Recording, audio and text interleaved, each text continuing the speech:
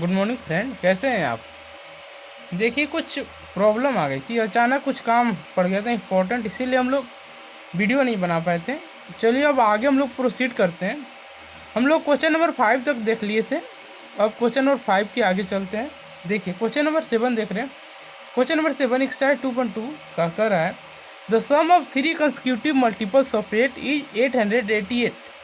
Find the multiples. मतलब question का कि 3 कंसेक्यूटिव 8 का मल्टीपल संख्याओं का सम 888 है, तो 8 के मल्टीपल्स को आप निकालिए। फिर से क्वेश्चन देख लेते हैं। क्वेश्चन का रहा है कि अगर 8 के 3 लगातार मल्टीपल्स का सम 888 है तो आप मल्टीपल्स को निकालिए। देखिए सॉल्यूशन देखते हैं। देखिए यहाँ पर जो है वो है 8 का मल्टीपल, इसीलिए हम लोग जो भी संख्या लेंगे या मानेंगे जो भी संख्या वो 8 के मल्टीपल में ही मानेंगे। चलिए देखते हैं। Let the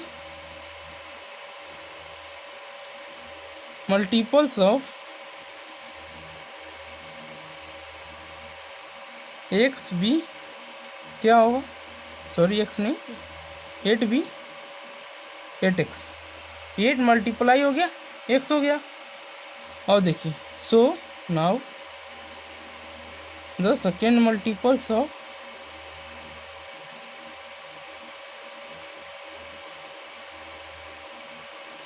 multiples of 8 will be क्या हो जाएगा, 8 इंटू एक्स प्लस 1 हो जाएगा। जैसे टेबल में होता है मल्टीपल वैसे ही यहाँ पर भी बढ़ेगा।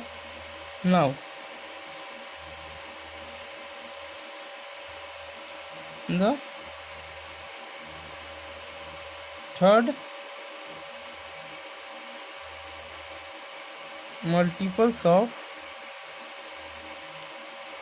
8 विल बी क्या हो जाएगा, 8 इंटू एक्स प्लस 2 हो जाएगा। देखिए अब हम लोग क्या करते हैं, अकॉर्डिंग टू क्वेश्चन लेके चलते हैं। अकॉर्डिंग टू क्वेश्चन क्या हो जाएगा, sum of 3 consecutive multiples of 8 is 888। मतलब कि अगर हम लोग ये तीनों को जोड़ दें 8x plus 8 into x plus 1 plus 8 into x plus 2 तो इक्वल टू कितना हो जाएगा, 888 हो जाएगा। यही हम लोग का क्वेश्चन कर रहा है। तो चलिए जोड़ के देखते हैं। 8x plus 8 x plus 1 plus 8 x plus 2 equal to 888 हो गया। चलिए देखते हैं आगे। 8x हो गया, यहाँ पर मल्टीप्लाई कर दिए तो 8x प्लस 8 हो गया। यहाँ 8x हो गया और प्लस क्या हो गया, 8 2 16 इक्वल टू 888। देखिए क्या करेंगे, जो 8x है तीनों को एक तरफ ले जाएंगे तो कितना हो जाएगा, 38 24 मतलब कि 24x हो जाएगा। और 16 वाट कितना हो जाएगा, 24 हो जाएगा इक्वल टू 888 हो जाएगा। देखिए यहाँ पर क्या करेंगे, 24 दोनों में कॉमन है तो कॉमन ले लेंगे तो यहाँ x प्लस क्या हो जाएगा 1 हो जाएगा इक्वल टू हो जाएगा 888। देखिए अब क्या करेंगे, 24 से इसको काट देंगे तो काटते हैं। 24 3 जा 72। देखिए यहाँ हम लोग थोड़ा देख लेते हैं। 24 से क्या किए, 888 को डिवाइड कर दिए। 24 3 जा 72 हो गया। 8 में से 2 गया कितना हो गया 6, 8 में 7 गया 1, यहाँ पर हो गया 8। देखिए अब क्या करेंगे, कितना बार लगेगा, देखिए 24 4 जा 96 हो जाएगा। 6 बार में होगा नहीं, 7 बार में देखते हैं। 7 4 जा 28, 7 2 जा 14 और 2 60 मतलब कि एक बार में 3 बार कटेगा और जो रिमेन बचेंगे वो 7 टाइम्स में कट जाएंगे। सो x प्लस 1 बराबर कितना हो जाएगा हम लोग का 37 हो जाएगा। x बराबर क्या हो जाएगा 37 माइनस 1, इसीलिए x बराबर क्या हो जाएगा 36। नाउ अब क्या हो जाएगा, the first multiple of x, sorry the first multiple of x नहीं होगा, द फर्स्ट मल्टीपल ऑफ 8 क्या होगा, the first multiple of 8 will be. देखिए x बराबर आ गया 36 और फर्स्ट मल्टीपल क्या माने थे 8x माने थे तो 8 इंटू 36 हो जाएगा। देखिए मल्टीप्लाई करते हैं। 8 6 जा 48, 8 3 जा 24, 24 प्लस 4 कितना हो जाएगा 28 हो जाएगा, 288। देखिए इसी के जैसा हो जाएगा। So second the second multiple of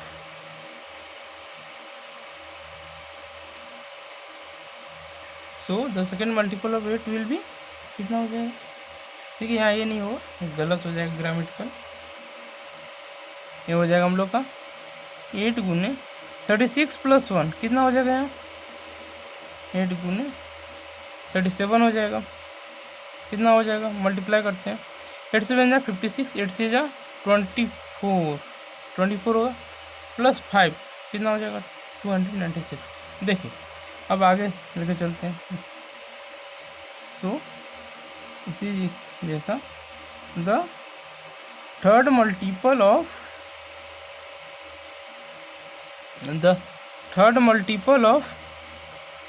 8 will be कितना होगा। देखिए 8 हुआ और 36 हुआ प्लस 2 हो गया ना, तो 8 इंटू 38 हो गया। मल्टीप्लाई कर दिए तो कितना होगा, 8 8 जा 64 होगा, 8 3 जा 24 और 6। देखिए 8 8 जा 64, तो 6 हो गया हम लोग का कैरी। 8 3 जा 24 प्लस 6 कितना हो गया 30 हो गया, मतलब कि 304। मतलब कि हम लोग का क्या आंसर हो गया, एक हो गया 288 आंसर, एक हो गया 296 आंसर, एक हो गया 304 आंसर। चलिए देखिए क्वेश्चन नंबर 7 हम लोग का कंप्लीट हो गया है। मतलब देख लीजिए क्वेश्चन नंबर 7 हम लोग का कंप्लीट हो गया। अब क्वेश्चन नंबर हम लोग आगे प्रोसीड करते हैं 9 की तरफ। देखिए सारे क्वेश्चन मैं नहीं बना रहा हूँ, मैं वही क्वेश्चन बना रहा हूँ जो इम्पोर्टेंट है, मुझे लग रहा है कि इम्पोर्टेंट है।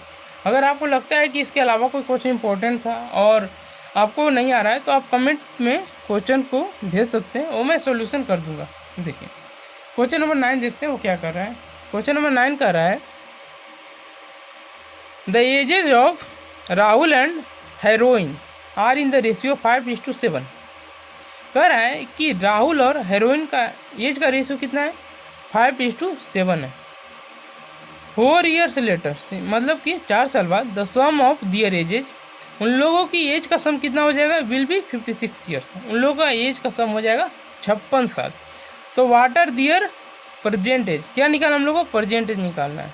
देखिए यहाँ पर हम लोग का गिवन है उन लोग का रेशियो 5:7 और सम में दिया हुआ उन लोग का एज का। तो यहाँ ध्यान देने वाली बात है, हमने क्या बताया था इसके पहले कि कोई भी अंक या कोई भी वस्तु है, कोई भी नंबर है, अगर वो रेशियो में दिया है मतलब कि उसमें एक कॉमन मल्टीपल था जिसको हटा लिया गया। इसीलिए यहाँ पर क्या करेंगे, पहले हम लोग कॉमन मल्टीपल मानेंगे और उसके बाद क्या होगा, राहुल और हेरोइन का जो एज है वो अपने आप निकल जाएगा। चलिए देखते हैं कैसे होगा solution.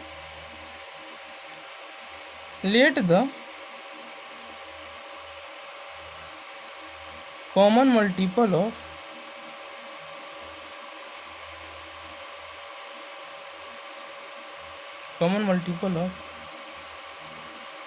Edges of Rahul and heroine. Let the common multiple of ages of Rahul and heroine are भी क्या है, मान लीजिए x है।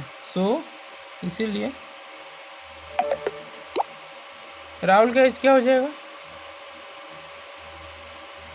एज हो जाएगा हम लोग का 5x एंड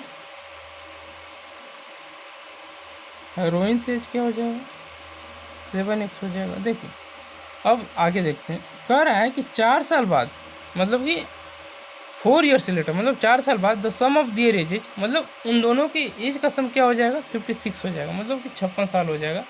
तब उन लोग की आप क्या कीजिए, परसेंटेज निकालिए। तो चलिए अब देखते हैं हम लोग अकॉर्डिंग टू क्वेश्चन। ठीक है, इसको हटाइए, इसकी कोई वैल्यू नहीं है। अकॉर्डिंग टू क्वेश्चन क्या होगा, दोनों को 4 साल बाद उन लोग का एज का सम कितना हो जाएगा 56 ईयर्स हो जाएगा। तो देखिए 4 साल बाद राहुल का एज कितना हो जाएगा 5x + 4 प्लस, देखिए हेरोइन का एज भी क्या हो जाएगा 7x + 4, क्योंकि 4 साल बाद हो रहा है, मतलब कि 4 साल ऐड होगा दोनों के एज में।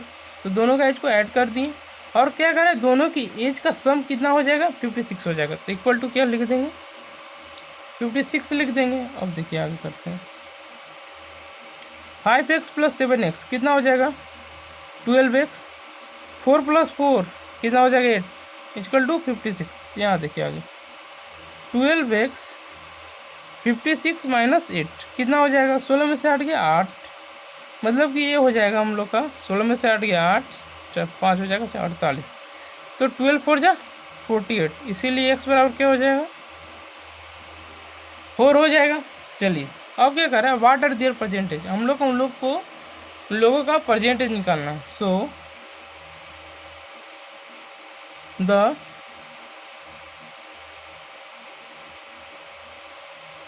Percentage of Rahul, so the percentage of Rahul will be कितना हो जाएगा x बराबर 4 दिया है और राहुल का हम लोग 5x निकाल लिया, मतलब कि 5 × 4 क्या हो जाएगा 20 हो जाएगा। इसी तरह तो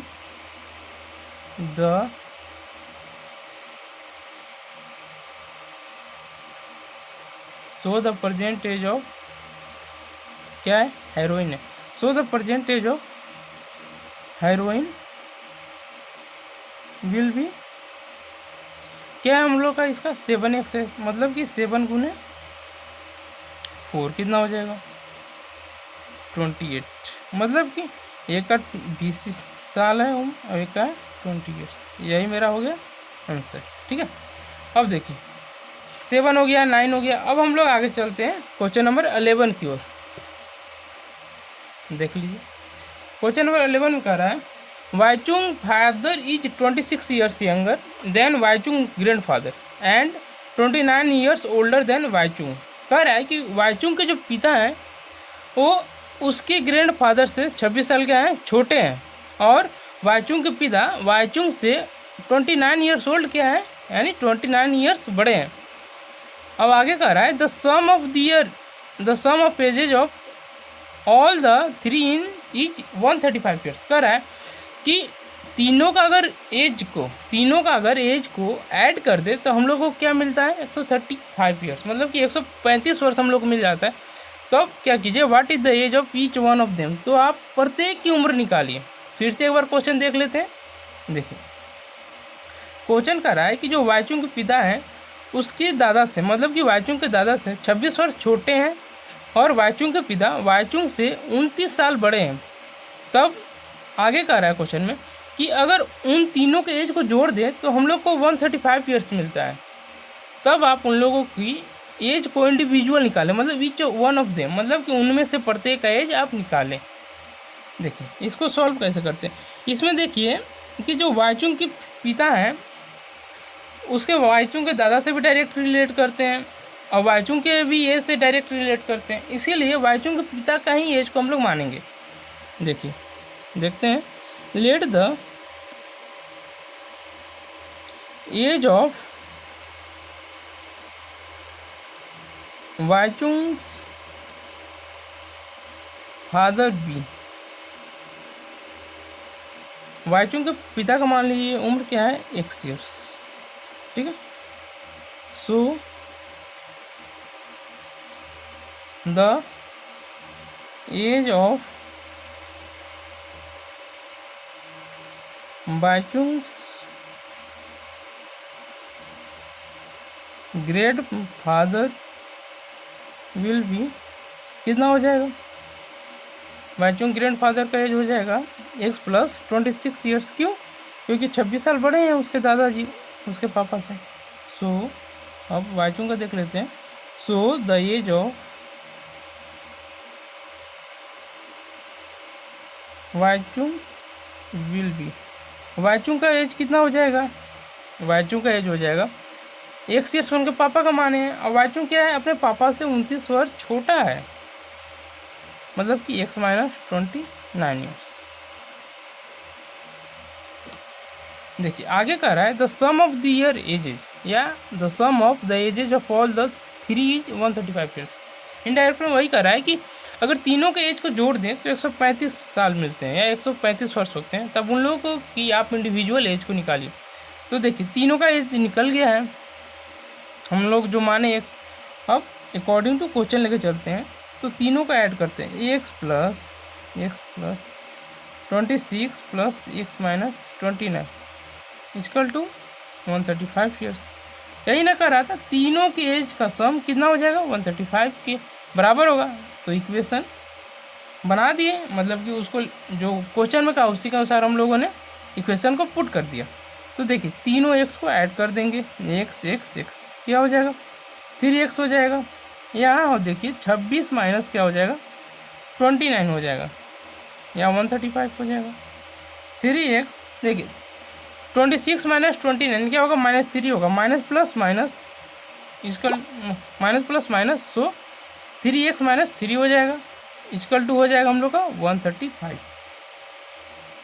देखिए आगे 3x इक्वल टू, या माइनस में तो इधर क्या हो जाएगा प्लस में हो जाएगा 135 प्लस 3, इसीलिए x बराबर क्या हो जाएगा हम लोग का 138/3। देखिए 8 3 11 1 12, मतलब कि ये क्या है 3 से डिविजिबल है। हम लोग क्या करते हैं ऐड करके देखते हैं डिजिट को, अगर ऐड करने के बाद जो डिजिट है 3 के मल्टीपल में आता है, मतलब कि देखिए जैसे आ गया 12 आ गया, 15 आ गया, या 27 आ गया, या सेल्फ आ गया 3, तो ये क्या है 3 के डिविजिबल होगा। और ये भी देखिए 8 3 11 1 12 12 आ रहा है, मतलब कि 3 से कट जाएगा पूरा। तो काटते हैं 3 चौक क्या 12, 3 छक 18, इसीलिए एक्स बराबर कितना आया हम लोग का 46 आया। देखिए सो फादर का एज क्या हो गया, सो द बायचुंग्स, देखिए so the Baichung father's age क्या हो जाएगा 46 ईयर्स हो जाएगा। So the Baichung's grandfather age will be क्या हो जाएगा, यहाँ देखिए हम लोग x प्लस 26 था, मतलब कि 46 प्लस 26 कितना हो जाएगा 6 प्लस 6 12, 4 प्लस 2 6 प्लस 1 72। सो अब द बायचुंग्स एज, मतलब कि बायचुंग का एज कितना हो जाएगा 46 उसके पापा का हो गया, वो अपने पापा से क्या है 29 साल छोटा है। देखिए तो कितना हो जाएगा 16 में से हो गया 7, 4 हो गया 3 3 में से तो गया, मतलब कि उनके पापा का एज है 46 ईयर्स, दादा का एज है 72 ईयर्स, और वाइचू का एज हो गया 70 साल। ठीक है, चलिए आगे देखते हैं हम लोग। क्वेश्चन है हम लोग का 13। ठीक है 13 देख लेते हैं। 13 कह रहा है a rational number is such that when you multiply it by 5/2 and add 2/3 to the product you get -7/12, what is the number. देखिए क्वेश्चन कह रहा है कि एक रेशनल नंबर है जिसको अगर 5/2 से हम मल्टीप्लाई करते हैं और उसके बाद 2/3 उसमें ऐड कर देते हैं तो हम लोगों को -7/12 मिलता है। तो आप बताइए कि नंबर क्या है। चलिए देखते हैं नंबर क्या होगा, सॉल्यूशन देखते हैं, उसके बाद लिखना स्टार्ट करते हैं solution. Let the rational number भी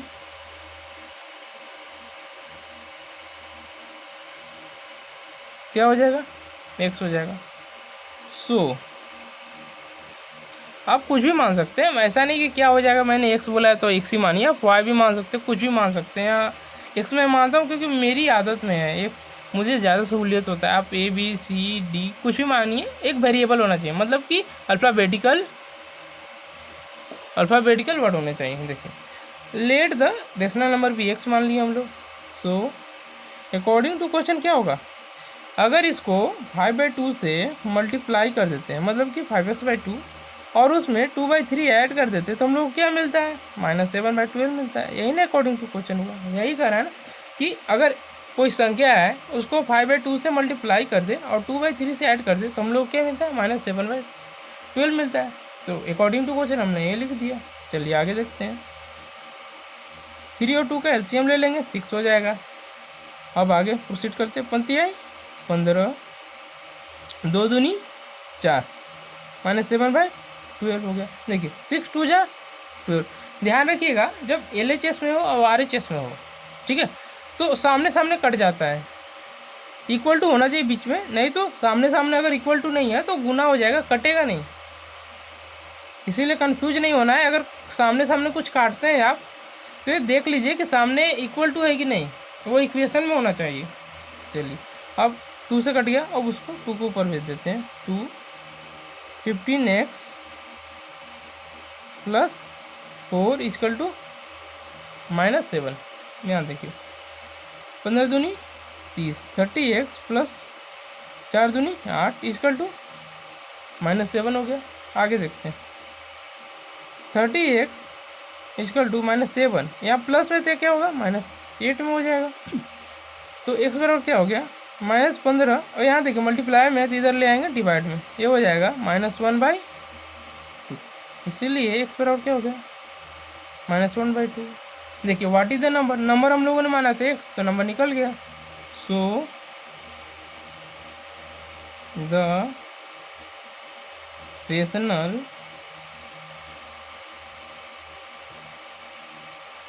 नंबर b, बी की जगह आगे आप बी लगा दीजिए, ज़्यादा अच्छा लगेगा, इसका हिंदी हो जाएगा so the rational number will be. इसीलिए रेशनल नंबर हो जाएगा -1/2। ठीक, यही आंसर है। देखिए क्वेश्चन नंबर 13 तक हम लोग बना लिए। अब एक लास्ट देख लेते हैं। आज 5 क्वेश्चन सॉल्व करते हैं, फिर नेक्स्ट डे आगे प्रोसीड करेंगे। देखिए क्वेश्चन नंबर 15 है, कह रहा है I have a total of ₹300 in coins of denomination ₹1, ₹2 and ₹5।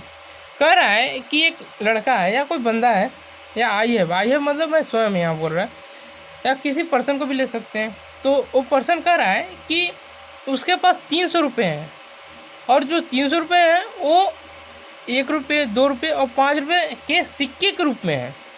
आगे देखिए क्या कर रहा है, आगे कर रहा है the number of ₹2 coins is 3 times the number of 5 रुपये कॉइन्स।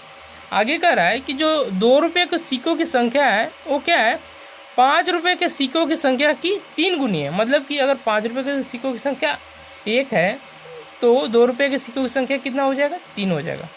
आगे देखिए क्वेश्चन कर रहा है the total number of coins is 160। और ये भी हम लोग को दे दिया है कि जितने कॉइन है, मतलब 2 रुपये के हैं, 5 रुपये के और 1 रुपये के कॉइन्स है, तीनों की संख्याओं का सम क्या है, 160 है।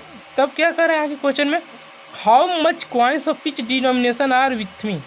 तो कह रहा है कि आप बताइए कि मेरे साथ, यानी जो बंदा है वो बोल रहा है कि मेरे साथ 2 रुपये का कॉइन, 5 रुपये का कॉइन का, 1 रुपये का कॉइन का टोटल कितना सिक्का है। तो देखिए क्या कहा है कि उसके बाद टोटल रुपये हैं 300, और सिक्के के कौन कौन है, 1 रुपये का है, 2 रुपये का है, 5 रुपये का है। ठीक है, और हम लोग का दिया हुआ है 2 रुपये का सिक्के का संख्या 5 रुपये के सिक्के की संख्या का 3 गुनी है। इसीलिए क्या करेंगे, 5 रुपये के सिक्के की संख्या मान लेंगे x, तो 2 रुपये के सिक्के की संख्या क्या हो जाएगा, 3x, और जो 3x होगा और x होगा उसको जोड़ करके 160 से घटा देंगे तो क्या हो जाएगा, वो 1 रुपये के सिक्कों की संख्या निकल। देखिए क्या है कि जो हम लोग का 300 रुपये दिया है, तो पहले क्या करते हैं हम लोग 5 रुपये का कॉइन का सिक्का की संख्या मान लेते हैं। लेट स्टेप तो देखिए, let the number of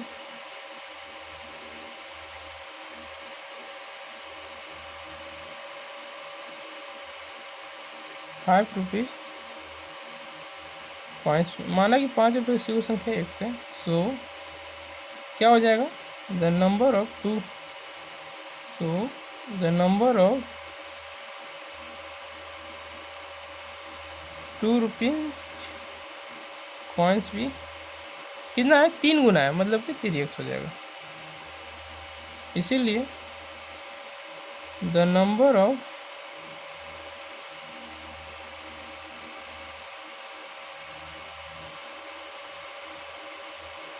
₹1 coin भी क्या हो जाएगा, देखिए टोटल है 160, और हम लोगों को क्या दिया है, x दिया है 5 का और 2 का है 3x, तो कितना हो जाएगा 160 माइनस 4x। देखिए अब देखते हैं ना, सिक्कों की संख्या निकल गई। अब इसको हम लोग रुपये में कन्वर्ट कर लेते हैं। क्यों? अगर रुपये में कन्वर्ट कर लेंगे तो दिया हुआ है कि टोटल हम लोग के पास 300 रुपये है, तो रुपये में कन्वर्ट होने के बाद अगर तीनों को ऐड कर दें, मतलब 5 रुपये के सिक्कों की संख्या का रुपये को, 2 रुपये के सिक्कों की संख्या को के रुपये को, और 1 रुपये के सिक्के की संख्या के रुपये को, तो कितना के बराबर हो जाएगा? 300 के बराबर हो जाएगा। इसीलिए चलिए आगे देखते हैं। Now the total rupees of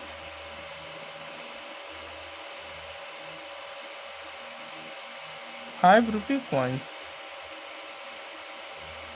कितना हो जाएगा? देखते हैं। 5 है, 5 रुपये का 5 रुपया एक संख्या है, तो 5 इंटू एक्स हो जाएगा टोटल रुपीज।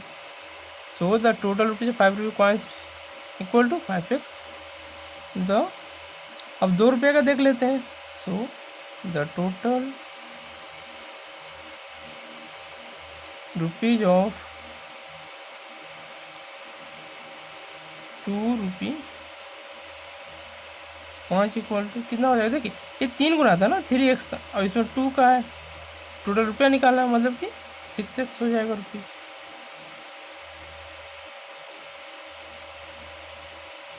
और इसीलिए द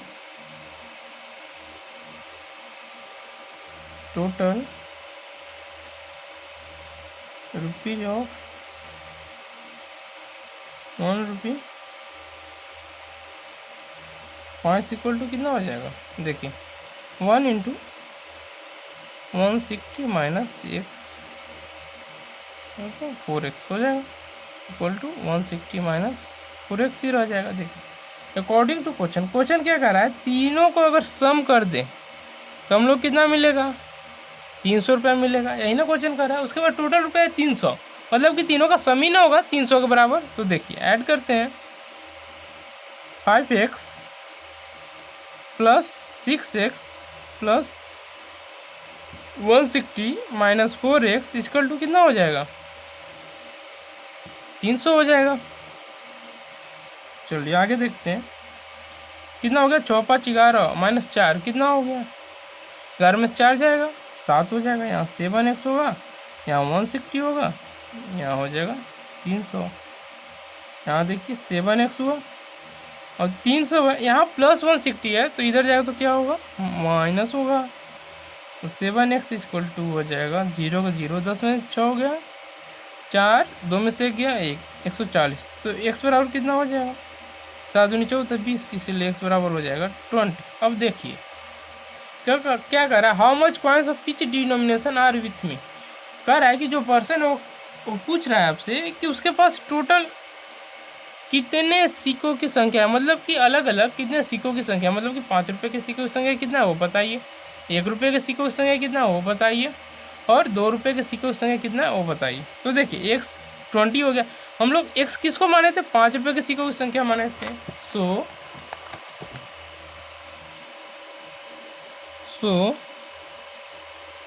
द 5 रुपीज कॉइन्स पे कितना हो जाएगा? हम लोग कितना आया है? 20 आया है।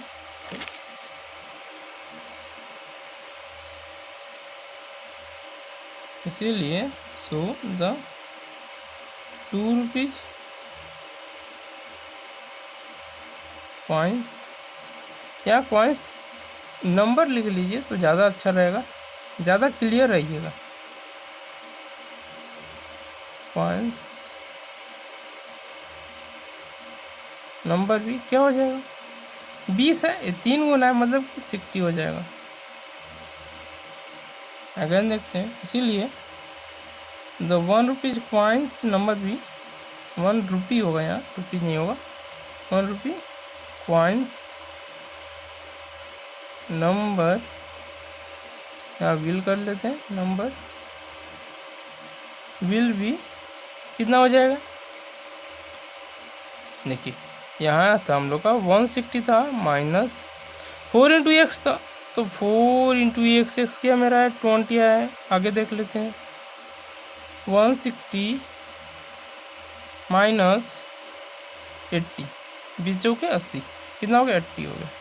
मतलब कि मेरे पास 5 रुपये के सी क्वेश्चन कितना है 20 है, 2 रुपये का सी क्वेश्चन कितना है 60 है, और 1 रुपये का सी क्वेश्चन क्या 80 है। चलिए आज हम लोग का कंप्लीट हो गया सिलेबस। अब हम लोग कल देखेंगे क्वेश्चन नंबर 15 के आगे। तब तक के लिए कीप लर्निंग, बी हैप्पी, जय हिंद।